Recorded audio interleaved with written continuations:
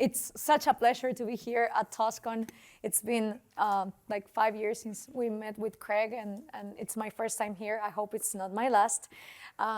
Thank you for being here, especially because capitalism is always under attack. It's not something that, it's like one battle that you win and then phew, it's over. No, it's always under attack. And right now, especially, there is an opportunity in Cuba because it's been 62 years that capitalism just doesn't exist over there, and something can be done. That's why I'm wearing this shirt, and I'm also trying to get, more people to follow this conference through technology so they know that, defending capitalism is defending the freedom of Cubans, is defending the freedom of everybody in Latin America and in the world. So how do we do this? First of all, let's begin by metaphysics that Rand loved. We live in this planet, the pale blue dot, as Carl Sagan used to call it. This planet has been around for the past 4.5 billion years, like turning around. And as I hope most of you understand, we are creatures of evolution. We are the best brains to explain what's going on in the universe so far, as we know. Of course, animals have their conscience as well, but at least us, we can work on abstracts and concepts. So once humans started developing, we have to ask ourselves, so how is it that our fellow humans in the past, 10,000 years ago, were simply cavemen, and like their greatest technology was fire, and they would spend most of the day doing like very basic tools in order to, hunt and survive. And the average age of living was 18 years old, and you could die because of a toothache. And now we have spaceship, we have internet, we have airplanes, we have math, psychology, neuroscience, medicine, advertising, influencers in Instagram and TikTokers. And where did that all come from, Like did some spaceship came to Earth and just put it out here? And when you think about it in metaphysical terms, the pale blue dot has always been the same, right? It's always the same minerals. The same minerals that we have in our cell phones are the ones that the dinosaurs used to walk on, right? So where did that all come from? And it turns out it comes from the only resource in the planet that is truly, that it cannot go on scarcity. It's the only resource in the planet that it's always renovating itself, that has endless solutions for whatever problems we create, because we always have different problems, right? As when the caveman becomes the modern man, there is an evolutionary process that brings all sorts of issues. And that resource is the human mind, right? The human mind is the only machine that we know of that can take the minerals and the elements that have been on this earth for the past 4.5 billion years and transform it in something new. Now, there's a little particular thing about this human mind. The human mind, in order to, come up with solutions, it needs to be free. And this is what a lot of people don't like. Freedom and liberty for the mind to fail, to innovate, to read books, to move around, to trade, to interact. This is where the problem starts. That some people don't like that the mind is free. And the problem is that when the mind is enslaved, then there's no solutions coming up. Because if you don't have liberty in order to, constantly be asking questions and solving those issues, then you cannot have evolution. And capitalism, free markets, free from lobbies, free from subsidies, free from bailouts, free from anybody designing any restriction on it, is the natural consequence of free minds. Because if we have free minds that are constantly making innovations, we also understand that every single individual is different.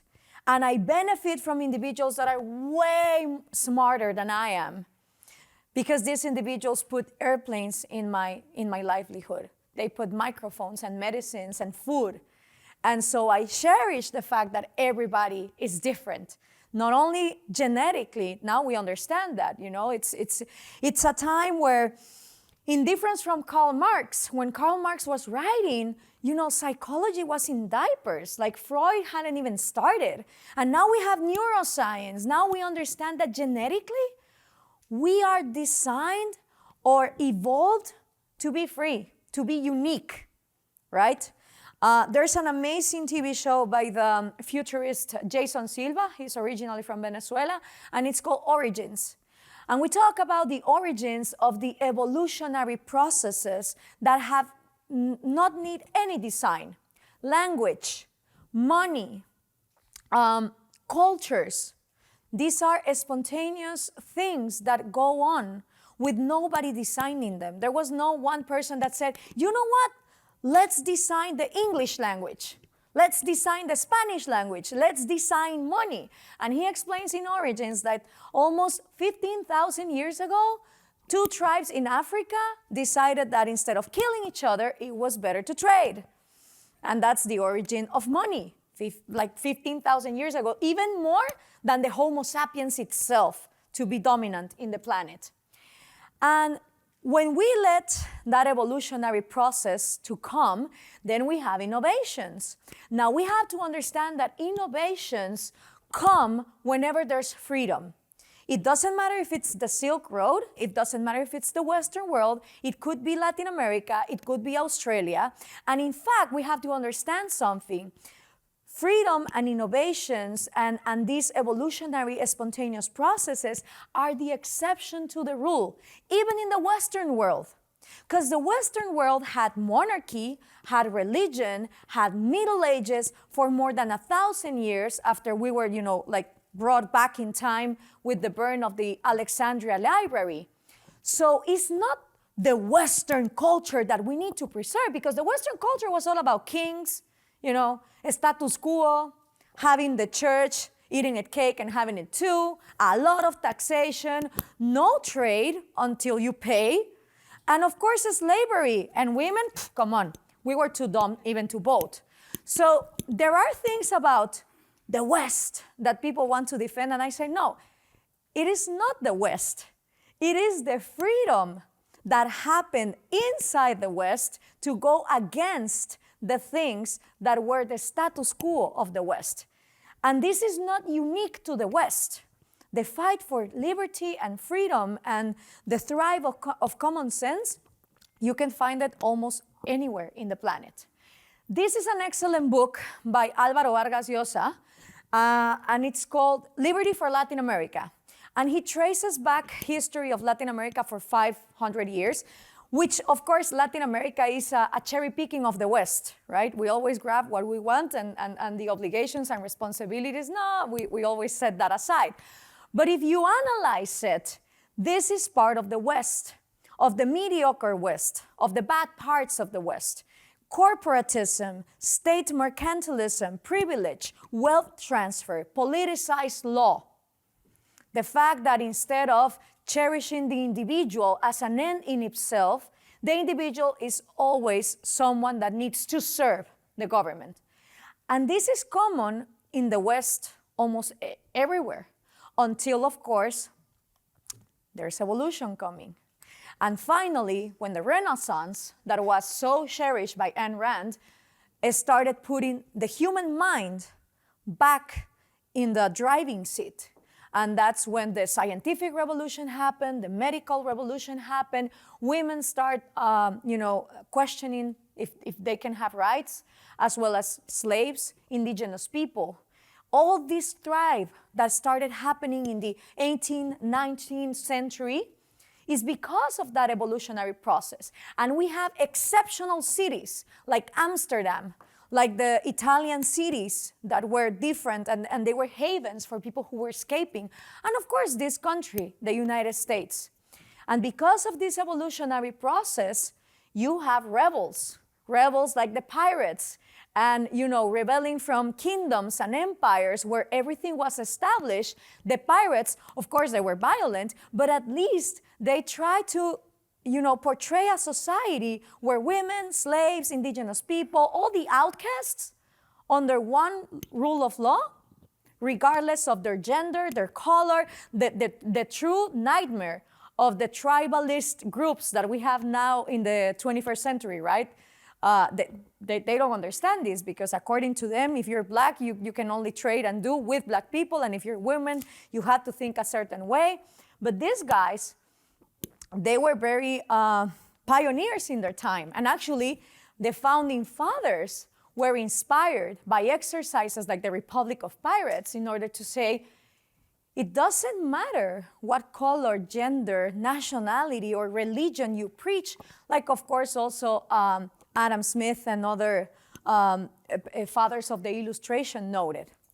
So because of these rebels that rebel against the established West and the established traditions of slavery and state mercantilism, you have the United States. And it's not because it's the United States. It could have been everywhere. It could have been in Australia or Hong Kong or whatever.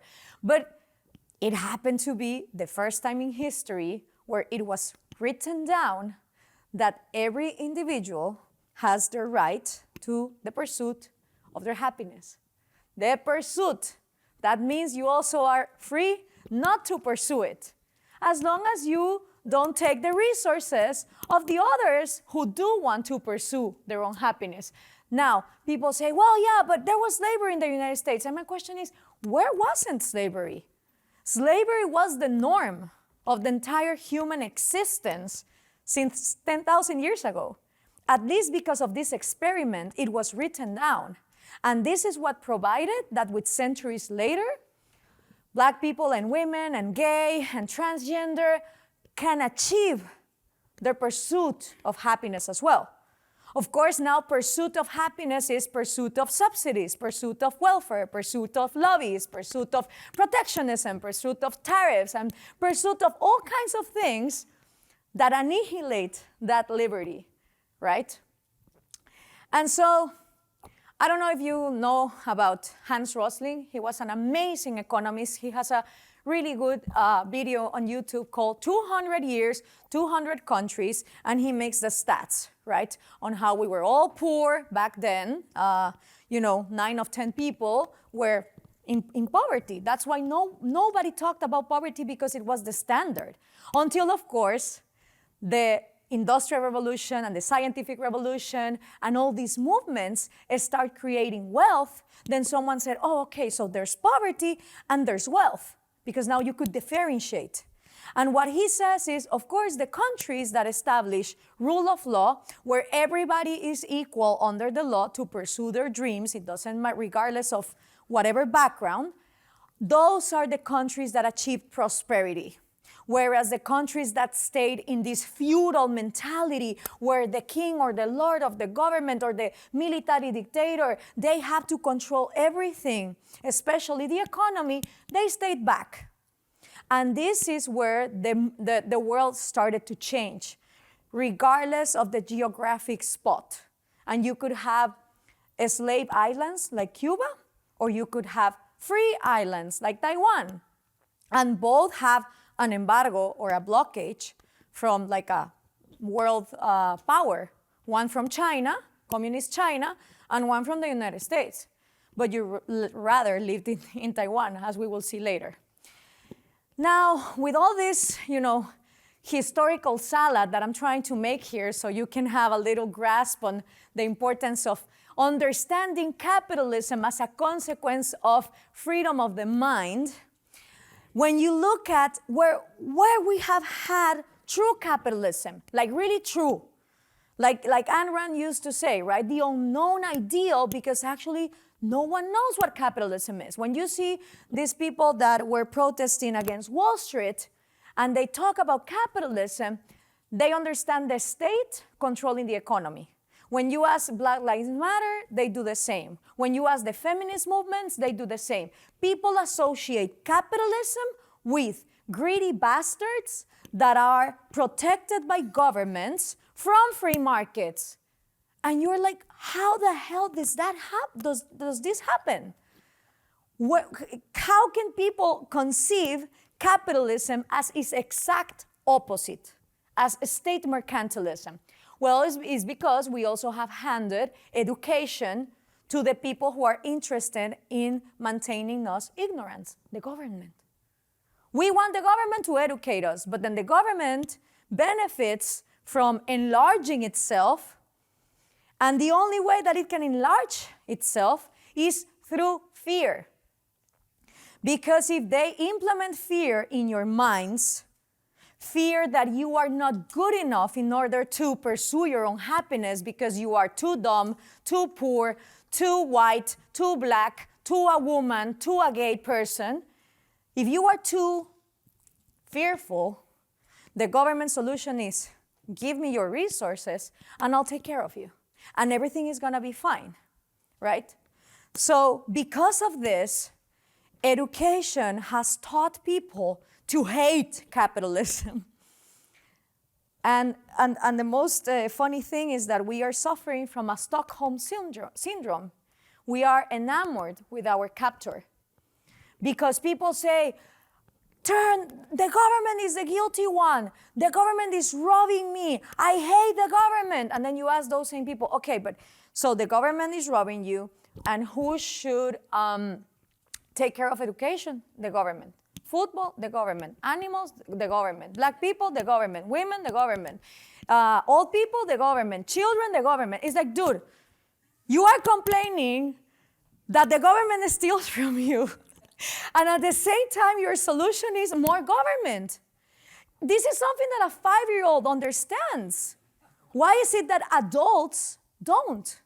And it's because when we look at history and we really want to find one government that has implemented true and absolute capitalism, we won't find one. In the moment a government is, and I'm not an anarcho-capitalist, I don't have the solution, but what I'm saying is, what Rand said about capitalism, true free markets separated from the state, hasn't existed. The best example I have found in history is Margaret Thatcher. And still, okay? And still.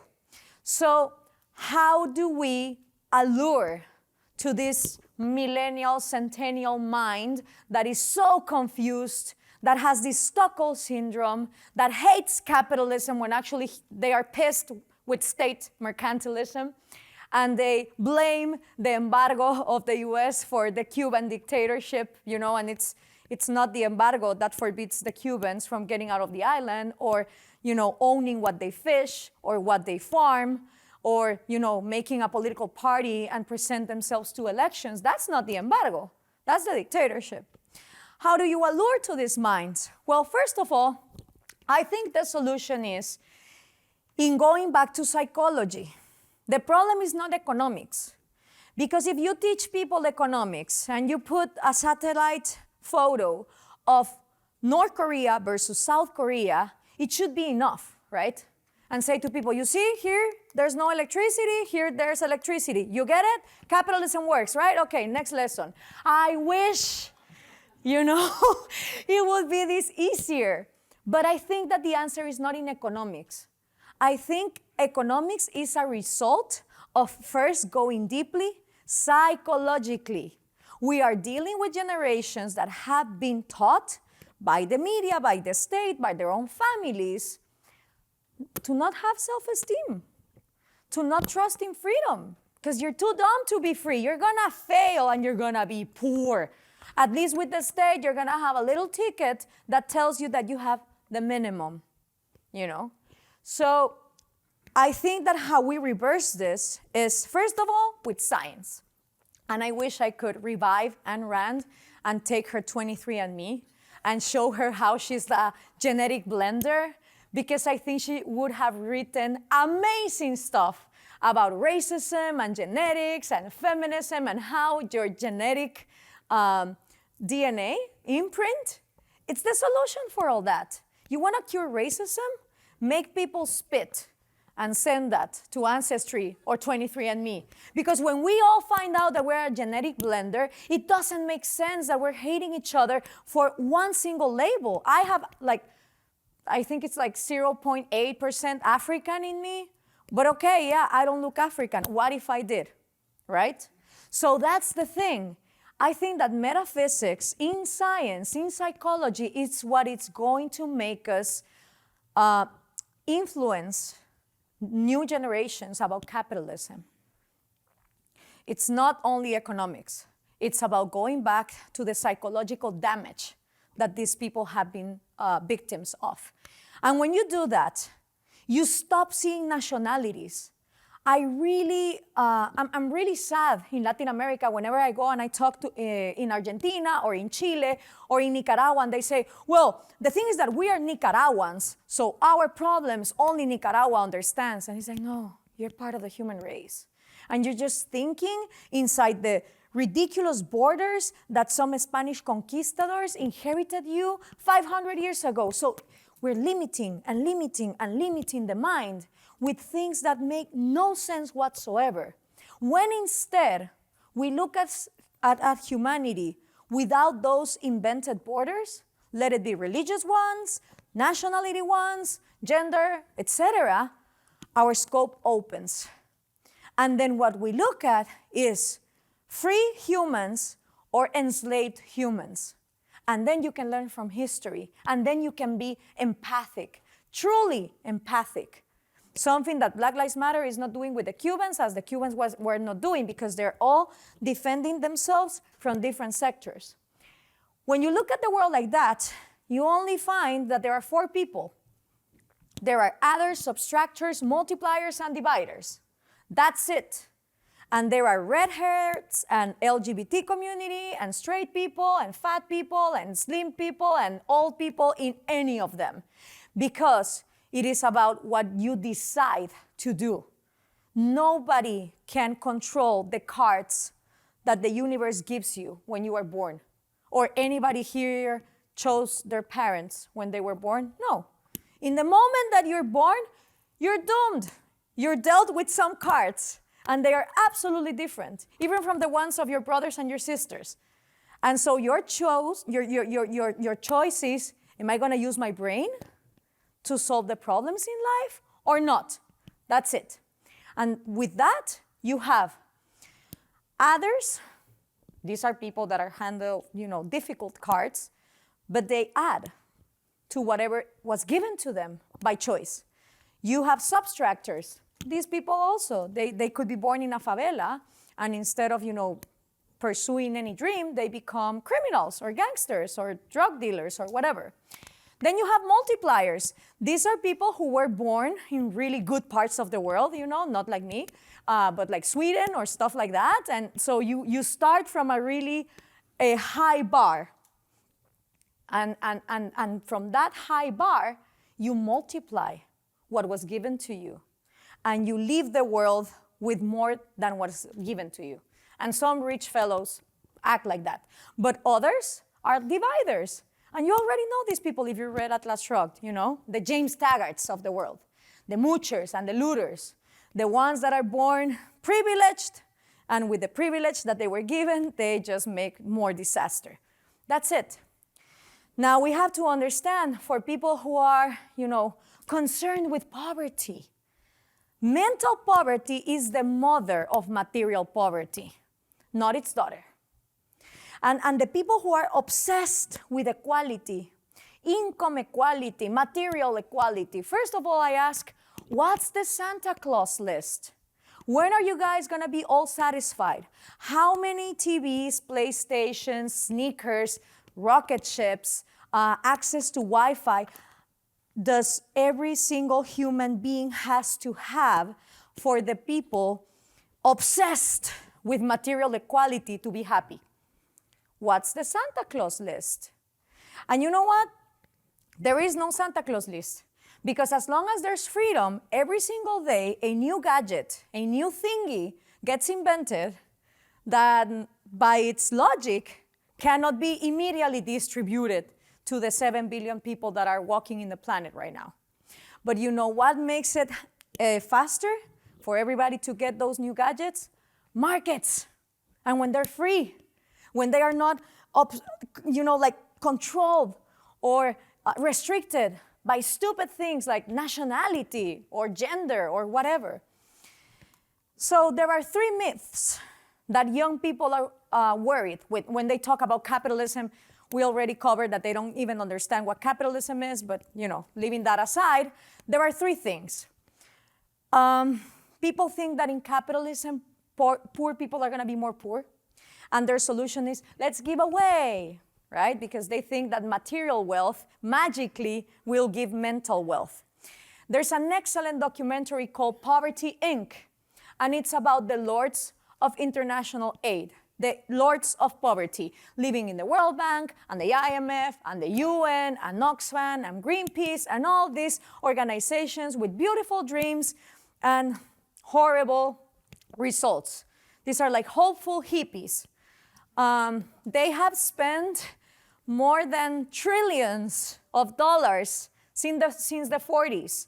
And through their methods, Haiti keeps being Haiti, and kids keep dying of malaria in Africa, understanding that it's trade what really aids, not aid. Even Bono from U2, who has been 3 decades, giving away money in Africa, now says, oh no, it's markets. Because with markets, people are not victims. They become entrepreneurs. And actually, this aid is disastrous because it interrupts the market cycles that can be going on in that country. So this is the first myth to that centennial, millennial, super empathetic generation that is so concerned about the poor in the capitalist mentality. The second one is consumerism. Young people think that capitalism means materialism, cluttering. My father passed away last August, and I had to go back home to, take everything away from the house. And, oh, wow. How can I tell you that cluttering has nothing to do with capitalism or with free trade or with free minds? There is no reason, and I think that after the pandemic, this will be coming to question. Markets are empowered by the minds. If we're dealing with stupid minds, we're going to have stupid markets. And people are going to cherish stupid things. It's just logic, right? I went to Hong Kong in 2019, and I was walking in the markets as the capitalist that I am. I mean, you don't get more capitalist than me.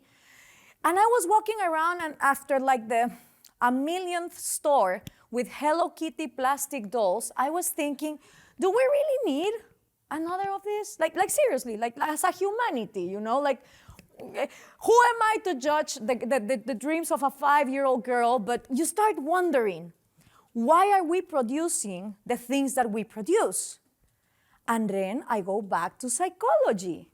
We are going to cherish whatever in our mind is valuable, right?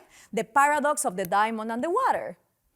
So if we want healthier markets, cleaner markets, greener markets, we need cleaner minds, greener minds, healthier minds. And there's an excellent documentary where actually T.K. Coleman, who collaborates with Fee, it's interviewed, something that we should say, yes, Netflix is taking into account this side of the story. Because it's not about cluttering. It's not about materialism. It's about creating true wealth. And now we are the generation that has science in its favor, medicine, neuroscience, psychology, common sense, pollution as a challenge, to understand that if we don't like the markets that we're seeing, we have to change the demand. So the offer changes, not the opposite. And this has nothing to do with protect national industries or put tariffs. No, it's not about borders. It's like, let people be free, but free in every single sense, even in education. And the other thing that centennials and millennials are super worried about is that the planet is going to end tomorrow, okay? I really pity Greta Thunberg. I think it's horrible what they did to this little girl. Because I remember when I was a kid, and there was an advertisement in Guatemala television that said, gota a gota. Gota is drop in Spanish. So drop by drop, el agua se agota. Drop by drop, the water is off. And I was like, oh my God, we're not gonna be with water anymore. And if I, look at the sink and it was like, beep, beep, beep, and I was like 8 years old. And my mom grabbed me one day, and it was like raining, and she sat me down, and she said, look, metaphysics, Rand. Of course, my mom didn't do anything about Rand, but very bright. And she said, look, it's raining. As long as there is rain, people have the choice of getting that water and clean it. So no, we're not running out of water. We're running out of hardworking people. And we have a lot of lazy people, okay? And I was like, okay. Okay, Greta didn't have my mom. That was her problem. But she lived in Sweden, right? And they have manipulated psychologically this girl into what I believe that she's really worried. She's genuinely concerned that we are going to end the planet. And no, if you look at the planet has been here for 4.5 billion years. It has been doing amazing without us, and it's gonna do fantastic without us too. So the message that we're imprinting young people is the wrong one. We're not killing the planet, we're killing each other. With stupid mentalities, with excuses to don't trade with each other, but hate each other and make war instead of markets. That is our genuine issue. Not that we're gonna kill the planet. The planet, have you seen that show of what happens after 10 years of an inhabited city and how the nature, that happens in your backyard. I mean, it's common sense. So we are polluting the mentality of young people with the wrong messages about capitalism. It's not about giving away material stuff. It's not about cluttering. It's not about killing the planet. Capitalism has nothing to do with that. And of course, they also think that capitalist societies are only for white male dudes. And it's like, what? No. Actually, capitalism has been our best friend, ladies, because no one wanted us free. Not the church. The church always thought of us like virgins or Eve. And we're doomed with that option, right? Because if we're Eve and we want to be smart and we want to be intelligent, oh no, that's the worst. Because then you're going to condemn men not to live in paradise. And then another option is have kids but don't enjoy sex and be a virgin, but no. It's like Rand would say, two impossible premises. There's no even contradiction. It's just that it's two impossible premises. So while the church was doing that to us, all the colonial powers also were not giving us rights.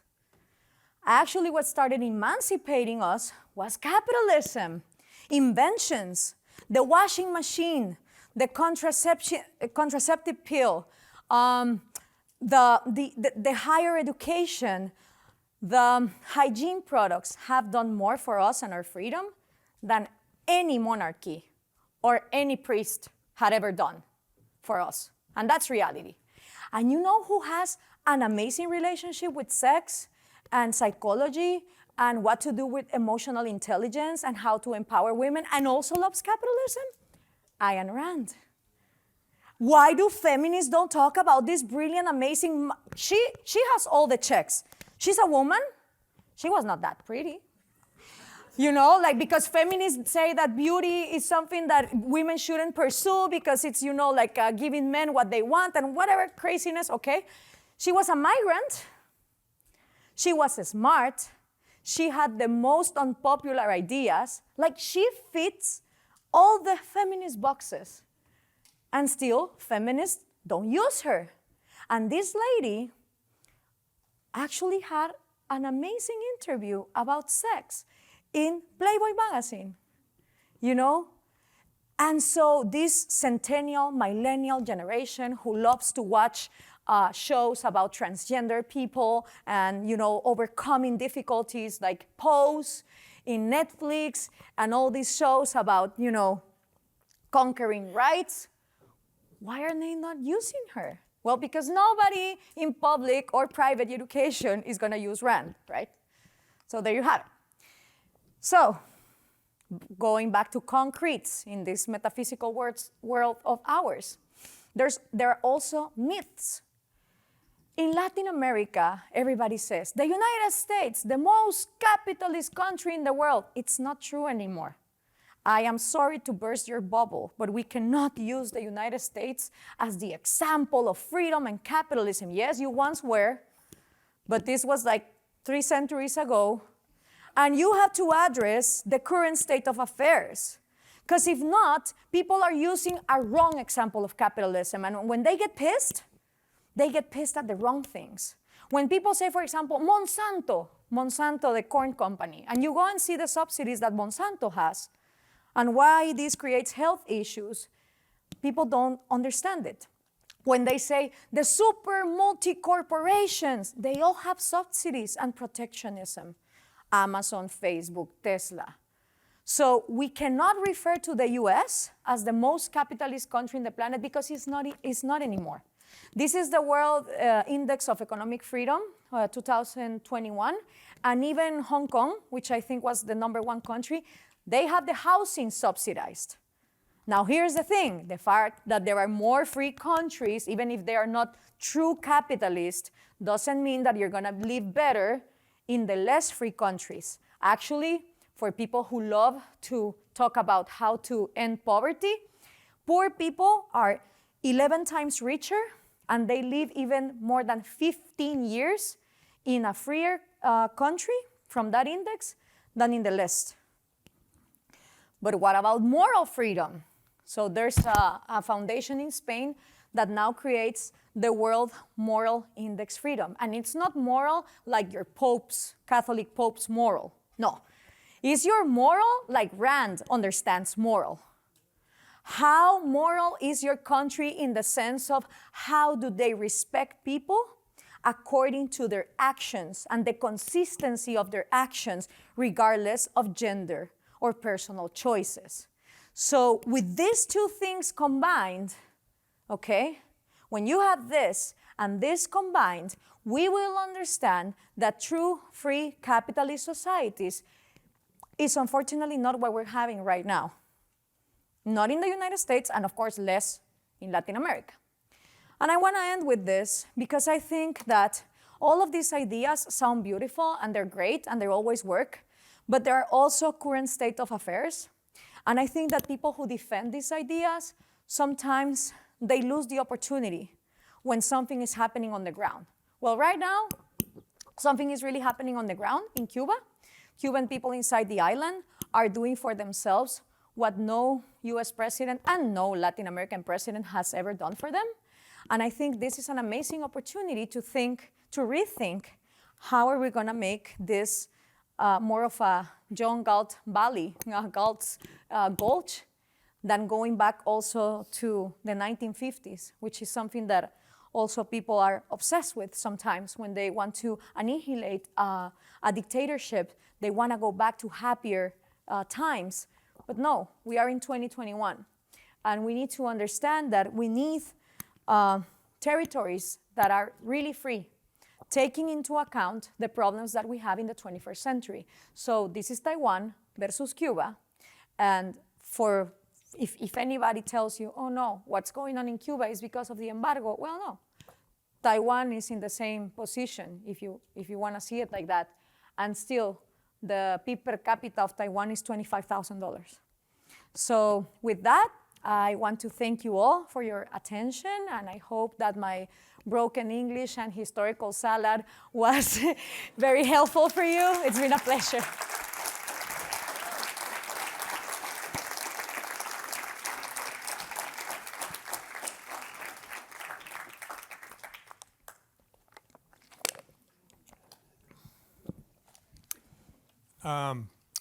If the issue was economic and material well-being and standard of living, capitalism would have won hands down over a century ago. As Rand argued, the issue basically is a moral one. And so to argue capitalism's practical efficacy in the absence of a moral argument for its virtuous preconditions, freedom, is not that just playing into the enemy's hands? I'll let you comment on it. No, I absolutely agree with you. And I think that's where the battle needs to be, at least for the 10 years that I've been alluring young people in Latin America through these ideas, that's what works. Of course, you have to have the economical explanations, yes, but it's this psychological damage and this lack of analysis and critical thinking that you need to put into hand. And it's quite easy. Like when you have very strong and simple metaphysical examples, they do see it. Because most people, they do want to see a better world. I don't think that most people are evil. They have just been taught the evil ways, and they have no alternative because nobody is giving them those alternatives. I wish that all the feminists would have read Rand before becoming feminists, or all the people that are involved with all these racial movements. Thank you. Gracias, Gloria. Gracias. So, for me and for, I would assume, a lot of people here, the benefits of capitalism should be as straightforward as you said, seeing the picture of the Koreas. But to a lot of people, it's not so obvious. And I know you've had a lot of success with social media and the likes. And so what I want to know is, how are we able to make these ideas more accessible to the people we love, and ways in which we can help spread the ideas of freedom and liberty across our own circles? Thank you for that. And it's very important because every individual is unique, and every individual has his or hers or its own talents and its own interests. So I think that you're successful as long as you're fulfilling your passions, right? I don't think Hank Readen would have been as successful if you forced him to be a diver and maybe he had claustrophobia, right? We are more successful when we pursue what we love and what we're good at. So the first question you have to ask yourself is, what am I good at? And what do I want to transmit out there? And the second thing that I think is very powerful is a storytelling. It's that you become part of the message, the way that you live your life, that you are not afraid to expose yourself as the result of liberty. And exposing yourself as the result of liberty means that you are exposing yourself with the failures, with the achievements, with the whole package, just like musicians do, right? Why do young people admire musician lives? Because they present everything that comes with it, right? So I would start by saying, what am I good at? What do I want to do? And then there are outlets. The Romantic Manifesto, I think it's a great way to start, to understand what is your artistic outlet. Almost everybody has an artistic outlet, right? And thanks to technology, there are more ways to express yourself. Does that answer your question? Okay. You mentioned you travel to a lot of different countries and have these talks.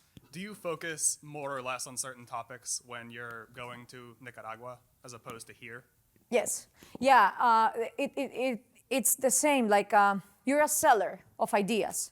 And the most common error of sellers of ideas is that they go and impose. And they think that all the audiences are going to understand from their perspective what is useful. So whenever I'm talking with, for example, indigenous women, I don't talk about Mises or I don't show a graphic. I just go and say, okay, you have 9 malnourished children. Did the state force you to have 9 malnourished children, or was it you, or how did you get there? And then you start empowering people by the things that they're enslaved with. But then you go and talk with crony businessmen in Latin America when they're like, oh my, they always call you like 2 weeks before elections because they think that you're gonna get there and magically you're gonna spread magic capitalist dust and everybody's not gonna vote for the populist in turn, right?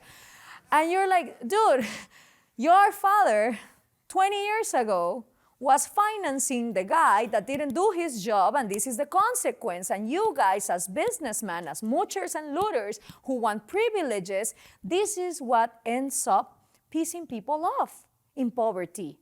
Because when in Latin America, some people say, he has and I don't have, it's not because of free market and the American dream and everybody being their best version.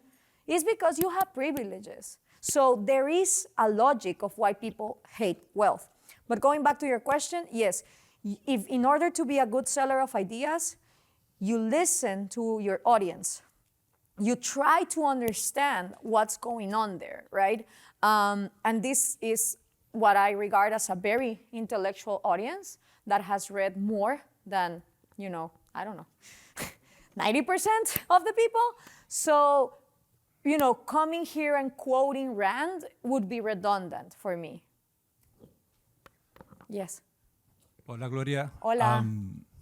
As a Costa Rican, when I saw Spanish in your first slide and your last one, I feel giddy, Joseph. So thank you for that. Maybe the thing I am most intrigued right now is, given that you want to make a lot of impact in this world right now, what are your projects, the things that you want to do in the next, 5, 10 years, particularly related to Latin America? Okay, that is a very difficult question because nothing in my life has been planned. Yes, but I plan in a very short term. It was like, I'm gonna study this career. I have an exam, I study for the exam. But when I chose my career in university, I was not seeing myself 10 years in a row in a job. It was all unraveling. I'm more of a Steve Jobs philosophy in that sense. You connect the dots while you're walking the road. And because Latin America is so difficult, you cannot make long-term plans. It's like migrating within Latin America is like changing rooms in the Titanic, right? It's completely useless. The country that is good in 4 years is a disaster. Even Chile right now is a hell. But now Cuba is liberating itself. So you're like, okay, so the one that is saving itself, the other one is going. So you have to adapt.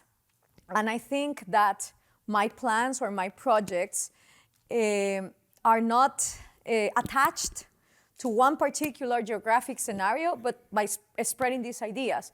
But of course, since I'm half Cuban, I would love to contribute into putting a very small 5 points or 10 points that Cuba could implement, regardless of who implements them, to advance it as a very stable and free island. I would love to spend these New Year's in the island of my family for the first time in my life. I'm working towards that. I'm trying to, do as much as I can for this opportunity to happen, but I also understand that things can change so fast, and you cannot depend on that, and you cannot get disappointed on that. Thank you, Dagny. Thank you for that. I'm excited about industrialists that we have. The U.S., Bezos going up in Blue Origin and the outer frontiers. I'm interested in your perspective as an outsider to the U.S.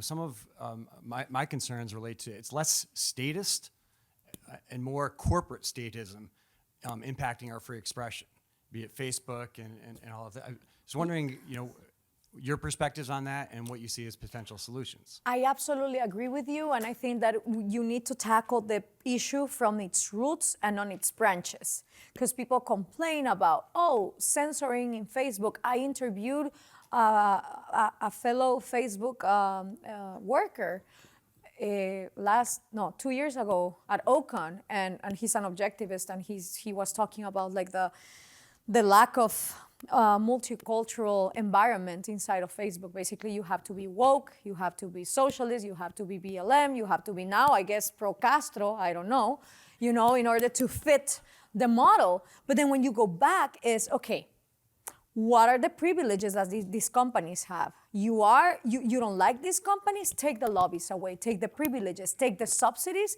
and just let them be. That's the root. But people, they don't go to the root. Once the company is subsidized and privileged and protected, then they want to regulate it according to their own standards, and that's not going to work. Hi, I'm Malcolm Brown. Hello. I was talking to people I know, and whenever I talk about Latin America, they always say, "Oh, well, the Westerners came over and then stole all the wealth." Stole the wealth. Yeah, like Okay, it was okay. there. Okay, yeah. before. Yeah, yeah, yeah. How do I go into explaining that these things weren't there before? Yes. Like, and how do I explain, like, I don't have specific examples in history Right. that very specific examples. So how would I go about that? I really, really recommend you to get this book. It's amazing and it's really good storytelling, and there are a lot of examples, because one of the misconceptions is that people here were like singing kumbaya and everything was beautiful, and then the Spanish arrived one day and apocalypto happened, like Mel Gibson, smashed like thousands of years in 2 hours. It was not like that, right? First of all, there has to be an understanding that there's no one Latin America.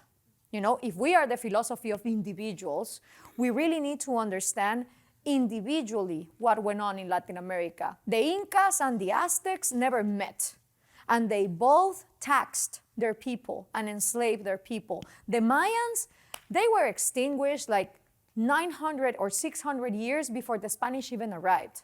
So whenever there's this like mythology of, generalizing about Latin American history, it's really bad. Now, here's the thing.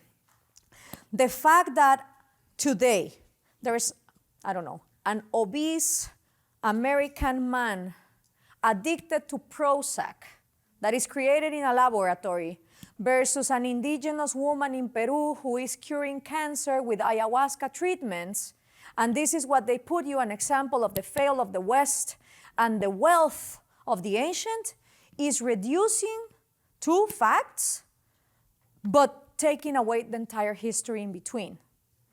It doesn't mean that it's not true. There is a lot of ancestral knowledge that was completely depleted, and you know by who? By the Catholic Church. So that is the problem, that whenever you really point out about the things that, because as humans, we are all flawed. There is no one good civilization in everything and one bad civilization in absolutely everything. No, all civilizations, because it's a process of evolution and trying and failing and going again. Of course, indigenous people had a lot of good things, but they also had a lot of bad things. And here is the other. When the Spanish arrived, their logic was way different than the Americans coming here. Because the Americans were running away from religious oppression. Right? The Spanish arrived by order of the church. And their order was loot. There was no private property installed. Like here, everything that was installed there was for the crown, extracting. And the wealth, yes, there was gold and silver, but it was on the ground. But I really recommend you that book if you're into that topic. That will solve your issues. Thank you. You're welcome. 5 minutes, okay. I'll be quick. All right, muchas gracias, Gloria. Me encanta tu energía. Gracias. You talked a lot about the psychological damage that we see in a lot of millennials today, and that's certainly true. But I'm always interested in the causes. And so I would think that the main causes of the psychological damage is just state it very broadly, is bad philosophy. Bad philosophy, yes. But I was wondering if you could comment on that a little bit more and maybe speak to it in your own experience. Totally agree, and it's so hard because to tackle bad philosophy, I came to a point where I cannot tackle bad philosophy unless I publicly say that I'm an atheist. And this annihilates 90% of the Latin American audience, because immediately atheist is evil. But then you explain to them, well, what about all the Catholic corrupt presidents that we have had? They all been believers. So I find tools of relief and opening of common sense with humor. You know, I watched a fantastic documentary, and I know I talk a lot about documentary. I promise I also read books. But since this generation is all about fast and quick, and even a documentary is too long right now, I watched a fantastic documentary called Women Who Laugh with Joan Rivers and Whoopi Goldberg and almost most of the stand-up comedians. And I love that the message was, it's not about being a female comedian, it's about a good comedian. When we get there, we're gonna win the battle. But they also talk about how women are not supposed to be intelligent. They're supposed to be quiet, right? And that's it. And then if you're intelligent, but you're so harsh and you don't have humor, these people who believe that they're the good ones and you're the bad one because you're the atheist and you are, capitalist and what's wrong with you, you're not gonna make bridge. But I think that humor is amazing. And I think that Rand did a lot of that, especially when she was asked about God, right? And so I think that humor is a really good tool to bridge that. But I don't see, I have a lot of friends who defend free markets, but they are religious. I don't think that that's successful in the long run, because eventually these friends of mine are being captured by the mercantilist right wings and the religious groups in Latin America. And unfortunately, when these guys are in power, they don't implement free market. They implement a state mercantilism, oligarchies, and only capitalism for themselves. So then you have socialism again, right? You're welcome. Gracias. So I like your emphasis on storytelling, and when you go to different Latin American countries, do you tell stories of capitalists, like Latin American capitalists? Is that part of what you share? Only in the abstract. I use it a lot to say that the arrogant bureaucrat sitting in his desk knows nothing about what a woman selling tomatoes in the market can know about the pricing of the goods. I actually did in a Guatemalan market, not from the city, but from a rural area called Santiago Atitlan, very indigenous, very poor, because people were saying like, oh no, Guatemala is so poor and we're worse than Venezuela. And I was like, what? So I grabbed my camera and I went inside this rural market and I started asking prices, and I was asking people like, what is the price of this in Caracas right now? And they would say, well, what price if the product is not here, right? So I try to do that. Like I try to visualize what's going on. And I go a lot with informal economy.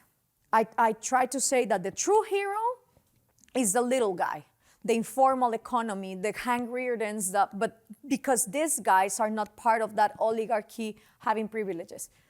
And there's no more room for the last one. I'm so sorry. Thank you so much for your time and your questions. It's a pleasure to be here.